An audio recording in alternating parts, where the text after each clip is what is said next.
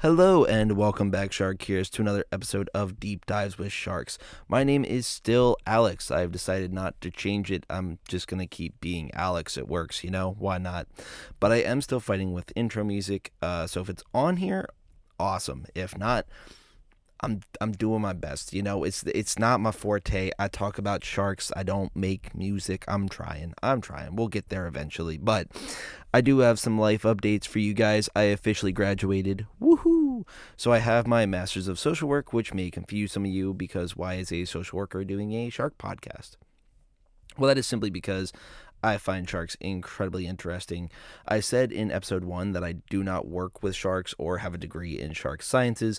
I'm just a guy with ADHD who loves sharks and wanted to find a way to organize all the shark facts swirling around in my brain and somehow made it onto your Spotify, Apple Music, or other podcast listening device. Now, we did also officially make it into 100 countries, and I simply just cannot believe that. The Shark Hears came out in droves to spread this around to your friends, follow along on the social media, and listen to episodes even when I'm missing because I overbook myself. So thank you all so incredibly much. I gotta give a quick shout out to Texas and Florida for being the top 2 states that listen in the United States, and England and Scotland are the top 2 countries listening inside the UK, which is number 2.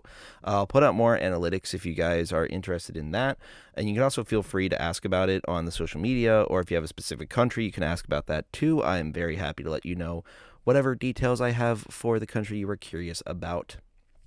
I'd also like to give a quick shout out to Asher over on Spotify, as they've requested lemon sharks in the comments of every episode since I asked y'all to do that. And every time I check the comments after an episode is posted, there's Asher with lemon sharks and multiple exclamation points, and I absolutely love it, which I don't know why I can't say exclamation, but it's fine. But I did want to thank you for that. That is incredible. It's without fail every single time within a day of it going up, the comment is there, and I just love the support. I do need to talk about something a little bit serious-ish before we get started.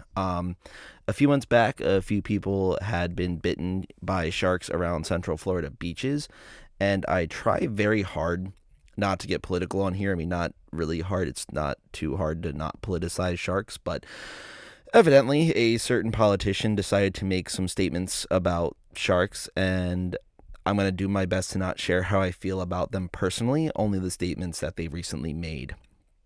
But in his speech in Nevada, Donald Trump began talking about the shark bites that occurred in Florida and sort of made a point, but sort of just blabbered about them to rile people up a bit, and that's what it just seemed like to me.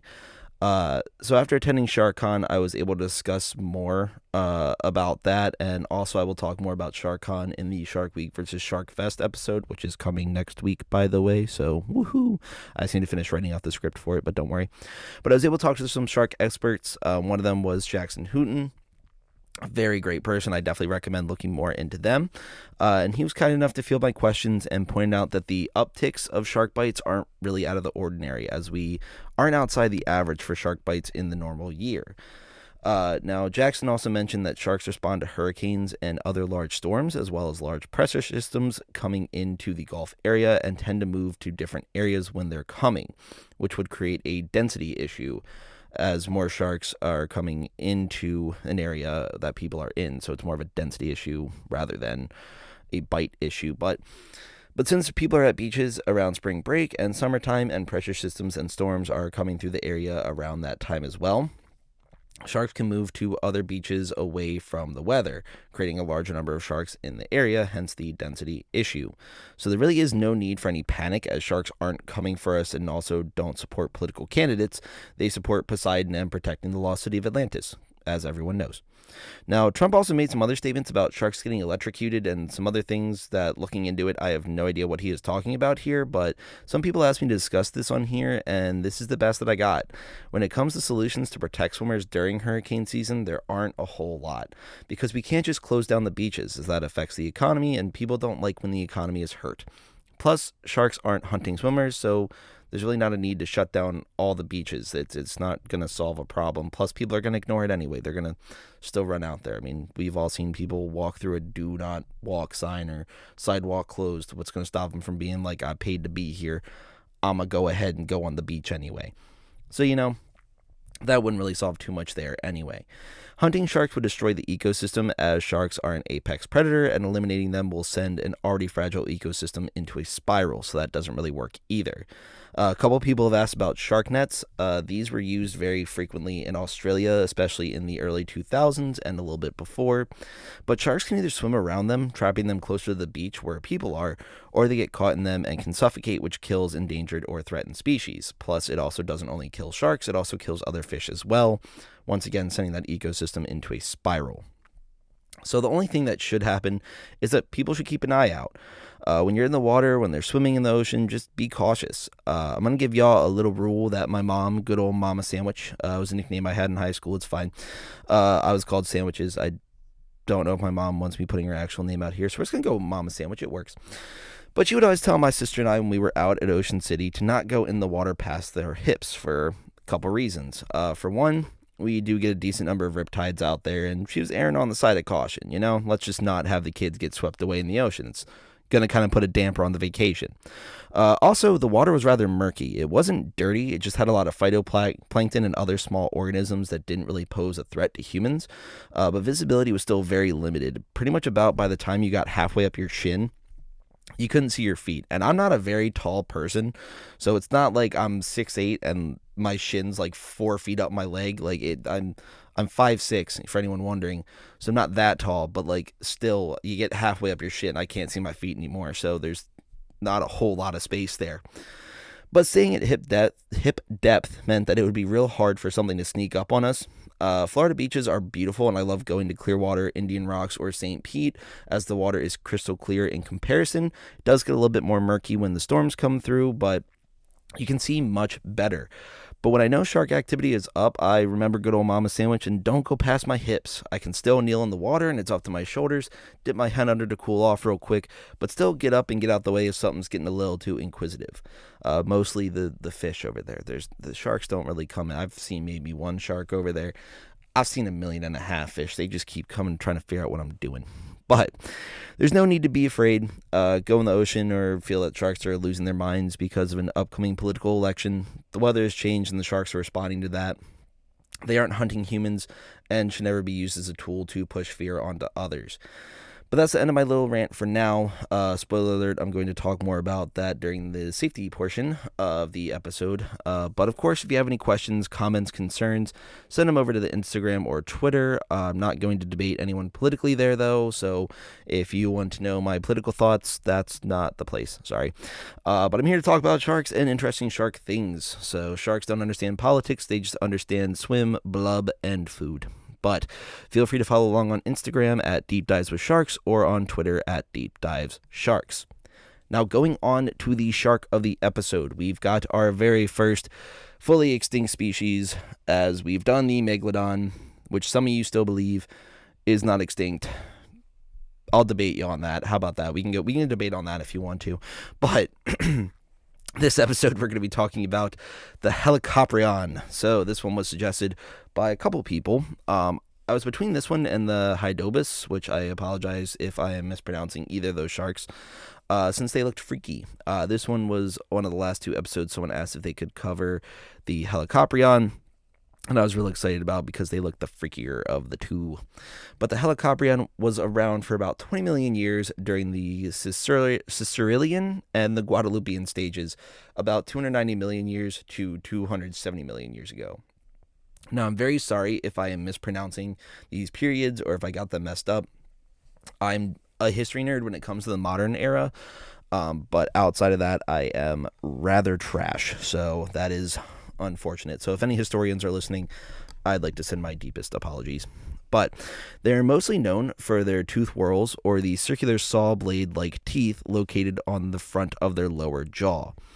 Now, it's hard to know exactly what the Helicoprion looked like, as cartilage tends to disintegrate when the decay begins, and these guys haven't been hanging around the oceans for a few million years, so no one has seen them. There have been a few instances where a specimen has been preserved to a certain degree, but we never had a complete one. We have been able to make some guesses based on what fragments of the body we could piece together, and from artist renderings, they appear to be rather slender, similar to a mako shark, but their fins appear to be even smaller than a mako's would be. They would be about 16 to 26 feet long, or 5 to 8 meters, and had a porbeagle-shaped face, so short, chubby-looking face with a sharp nose above the tooth whorls and large eyes. Their gills sat just before their pectoral fins, with their dorsal fin placed opposite of their bottom fins, directly center of their backs. Not like the center, like lengthwise, but like widthwise. So it was like above their fins, dead center. It was really hard. There's definitely better words to use there, but my brain could not form them, unfortunately. But it is a rather evenly spaced shark, which just scratches the brain so nicely when you're looking at the renditions of it, which could just be the artist's renditions trying to make it look pretty, or that could be how the shark really looked. I'm not sure either way. It is believed that this shark was an open water shark, similar to a mako, which would explain them sharing similar body shapes. And these sharks would be found all around the world, including Russia, China, Western Australia, Japan, Kazakhstan, Norway, Laos, Canada, Norway, Mexico, and the US. Now, over 50% of this shark's fossils have been found in Idaho, with an additional 25% being found in the Ural Mountains of Russia. Neither of those areas are very close to water, which may be confusing for some, but the Earth has shifted quite a lot since it first existed to where it is now. So it makes sense that these regions could have been underwater millions of years ago, but now they are not. The sharks didn't just go running around land, at least not that we know of. Also, the way the Earth shifted, that is why megalodons or megalodon teeth are found a lot in central Florida, like the landlocked area, not like on the beaches. And, of course, on the eastern shore of Maryland, which around the Salisbury area, that's where you'll find a lot of megalodon teeth as well. Even though that is in between the Chesapeake Bay and Ocean City, it's not really, it's not that close to water. Like, you can see how the land would move, but it's not like you're a hop, skip, and a jump from the water. You still got to drive a little bit to get there, but I'm getting off track. But I'm going to do my best to describe the tooth whorls. I've mentioned them a few times, but they are freaking cool looking and they are kind of hard to describe, so I'm going to do my best. But as mentioned earlier, they kind of look like a circular saw. The spiral shape comes from a singular tooth root on the whorl, and the larger teeth are going to be towards the outside, as the center is where the teeth start forming. Oldest teeth on the outside, newer teeth come from the center. They can grow to be about 3.9 inches or 10 centimeters when they are nearing the end of the whorl.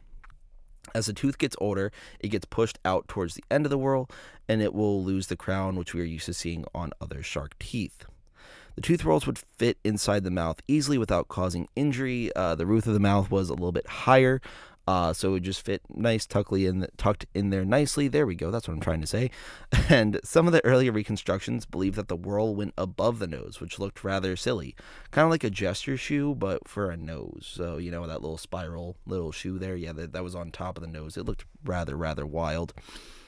There were multiple species of Helicoprion that could be identified by the distinction in their tooth whorls, that is believed by the scientists that have researched them, and the closest living relative of this shark would be the chimeras, or the ghost shark as some of us know them, which is rather neat, especially since the ghost shark isn't known for having wild teeth, although if I remember correctly, they do have small trident-shaped teeth, but still not very whorl-like. Now, due to the shark not being alive with humans, it is unsure what they ate or how they hunted. They can't really document any of that if our time didn't really overlap. Or even if it did, it was very brief, and we were not really studying the world around us at that point too much. But due to the shark not being alive with humans, it's also a lot of speculation on how their abnormal jaw could have helped while hunting, whether it be to impale, reduce friction while swimming, or if it was just for mating, simply. There were a lot of different speculations on that as well. I, for one, feel that they were just ahead of the curve, possibly being the inspiration for the mohawk that many rock phenoms have supported during their day. So, got to give a nice little shout out to them for that. Feel like it was a nice touch. But what lovable little freaks these guys are, and were, and possibly are hiding somewhere, as someone's going to debate me on, I know it. I feel like you name any extinct species of shark, and someone will immediately come at you with, but what about the deep ocean? Not everything goes to the deep ocean, my guys. It's okay. But I will say that is one of my favorite things, and it is possible, of course. I'm not going to rule that out. I would just say that right now, scientists have not seen any evidence that they are still around. Same with the megalodon, but of course, those are the types of things that I am happy to friendly debate with you all, not actually argument. We can discuss our points and go on our way. So, Yes, but if you guys have any questions, if you want to talk more about this, you can feel free to do so over on the social medias as I listed earlier, and I will be more than happy to chat with you about those. I also apologize if I don't get back to you in a timely manner. I'm currently doing interviews for things and everything like that, so life is still a little bit busy, not quite as busy as it was, so I am checking that a little bit more frequently. But going on to our shark safety portion. Now, as I mentioned, we're going to be talking about this density issue, so I simply titled this Staying Safe with the Density Issue. And this one I got from CBS 42, SharkCon, and of course, taking from a couple different previous segments as well. But as previously mentioned, sharks are not biting humans more than they typically do, so this is not to create panic, but there are situations that lead to the density issues or more sharks and humans occupying the same area, and today I'm going to discuss some of those situations. Now, the biggest one, of course, is migration. Now, this can happen for a lot of reasons. For one, weather changes and time of year changes. So sharks aren't going to be densely populated in Canada during the winter as they like warmer waters. Now, warmer waters doesn't mean they're thriving in the warming oceans, as there are areas that they still get uncomfortably warm for them as well. It's pretty consistently in the mid-90s here in Central Florida throughout July and August, even going into September a bit, and June as well. Kind of just most of the year, it's warm as all get out here. But a lot of people don't like leaving the house, so it tends to be slow season for a lot of businesses because of the oppressive heat. And similarly, sharks don't like water that is too hot or too cold. Juvenile great whites around California have moved further south into Mexico waters if it gets to be too warm, and vice versa. So sharks will move into Maine, Washington, and Canada during the spring as the waters warm up a bit, and go up the coast of America when it's getting closer to summer, and then they'll head back towards the Gulf of Mexico, Florida Peninsula, Southern California, Baja California, and Mexico during the winter months, as those waters tend to be warmer there. When sharks are migrating, some species will travel close to the shore in large numbers, which is why we can often see news stories of massive shark migrations in the spring, recommending caution when going to the beach because these groups can be in the hundreds if moving together. Sharks will also quickly migrate away from an area if there are certain weather events coming to an area. One big factor are hurricanes here in America and Mexico, and typhoons over in Asia. With this, sharks can sense pressure changes and water temperature change that can cause these storms to get very powerful, such as the case of Beryl coming through in July. The Gulf is typically warmer than the ocean, but when the waters get uncharacteristically warm, it can cause storms to go from a Category 1 to a Category 3 in what seems like hours, which is, of course, an exaggeration. It does tend to take days, but even so, that is still a rapid change. So these storms can get very powerful very quick, and some storms won't become hurricanes, but still will create enough of a pressure change that these sharks will still move out of the area. Now, they don't tend to do this with thunderstorms, especially in Florida, where it seems like this time of year, you get an afternoon thunderstorm no matter what. So it's going to be one of those things that sharks don't tend to move out of the way of thunderstorms, but these big storms that are causing a little bit more ruckus, they'll tend to move for. Often sharks can sense these changes and will move to safety, either around the coast of Florida or in some cases just move to another area of the Gulf if possible. This creates more food competition, which can drive sharks closer to shore, which is often how people tend to hang out there, and this is when bites tend to happen more because people tend to hang out in Florida around hurricane season, as many Americans are on vacation around spring break or the summertime as well. So as Jackson Hooten put it, we have more people in the area and more sharks driven to the same area, hence the density issue.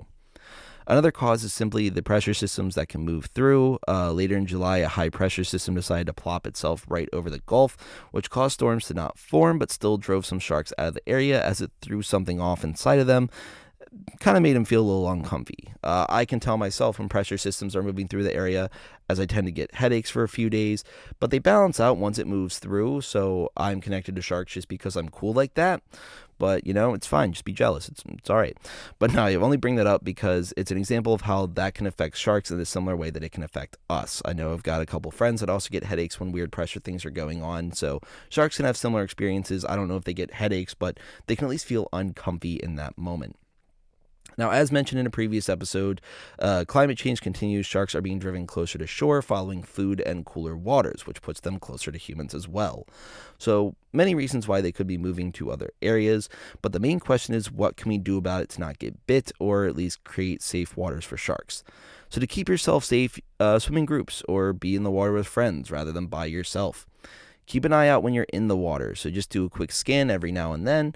You don't have to do it every 10 seconds, anything like that. The sharks aren't creeping in to try to come get you. They're just simply hanging out. They might be trying to figure out what you are. And if you see them getting a little too close, just keep that eye contact, stare them down. They're going to be like, oh, I don't know what they're going to do. But I can tell you how many times I'm hanging out in Clearwater Beach just looking around, and suddenly there's a fish trying to figure out what I'm doing in their neighborhood. You don't want to hang out in a school of fish, as sharks may come try to eat them and grab you as well unintentionally. I usually just move to the side a bit, gets me out of the middle of a school of them, and they're likely to run elsewhere rather than into me if a shark does show up. They also tend to not like if you move too much, so if you're having conversations, if you're moving around, the fish tend not to swarm around you anyway. It's kind of when you're just hanging out and being real still, kind of having that nice relaxing moment, is when the fish tend to show up. So all you have to do is really just scoot to the side a little bit, and they're like, oh God, it moves, and they swim away. But you want to keep an eye on weather events as well, and when standard shark migration may be occurring. If you see a density issue may be occurring where you are or where you're heading, so just kind of keep an eye out on that. If you feel like there might be sharks in the area, you can also always talk to lifeguards, do some research, anything like that. I wouldn't only rely on this podcast because I am not as up to date as I should be. Clearly, I was gone for like 3 months, so that's good. But also, don't do things that will attract sharks to you, such as feeding fish in the water, wearing shiny jewelry that mimics fish scales, or thrashing around if you've seen something move, as thrashing can mimic an injured fish, meaning an easy target. As to how to help sharks, simple things in our daily lives, such as recycling when available, finding out where your food comes from and if it's sustainably sourced, and supporting companies that aim to help the environment in their practices rather than those looking to maximize profit. We can't wave a magic wand and solve climate change, sadly, but if we do what we can, it will make enough of a difference, even if it feels insurmountable. Just do what you can, and you'll be doing enough. But that is what I have for the safety portion of the episode here. Of course, if you have any questions or want more details, anything like that, feel free to reach out on social media once again. Which this now brings us to our lovely part of shark news. Now, this week I have a couple stories. The first one comes from deadly upwellings of cold water pose threat to migratory sharks, and that is from newscientist.com. So in 2021, hundreds of marine animals washed up on the shore of South Africa due to upwelling cold currents that would shock their system, causing them to die. As water warms, sea creatures try to swim away from it, but when they are met with a wall of water that is 18 degrees Fahrenheit or 10 degrees colder, it's too intense of a change for many creatures. It can shock them, and it's too much. It's very uncomfortable when the air temperature changes 10 degrees Fahrenheit around here, or at least it's very noticeable. Australia has had similar problems because of currents and wind patterns, which can move cold water upwelling substantially through the water column. I am stumbling over words, my goodness, substantially through the water column. Researchers are looking into ways to combat this effect, but are looking at other areas where seasonal upwellings occur. They were looking to see if there are risks as well, but so far have concluded that they're not as much of an issue as these are seasonal rather than triggered by weather events. So the Gulf of Mexico, which has the upwellings due to the valley that we have there, I'm forgetting the word for it, but they have that upwelling that happens in the spring that brings whale sharks further north. They've not been affected drastically, at least so far, so thankfully on this front we don't have too much to worry about. Now, the next one that I have comes from Orlando. It's SeaWorld Shark Experience Not So Ultimate for Abused Sharks, and this is by PETA. So I'm already conflicted with the source for reasons. To summarize the article, PETA is upset with SeaWorld, which has had a slew of incidents in the past, and here they are targeting the Shark Experience ticket that was available back in July. Now, to start off, they call aquariums animal prisons in the name of conservation, which I disagree with. They go on to say that touch tanks and tanks in general are not enough as sharks migrate and can travel 45 miles daily. Now, looking at that statement alone, sharks do like to move. The whale sharks in the Georgia Aquarium are used to moving miles throughout the day, and their tank isn't miles long, but when you go there, they are swimming comfortably, not slamming into walls or each other or trying to get out of the tank. They just seem to be chilling.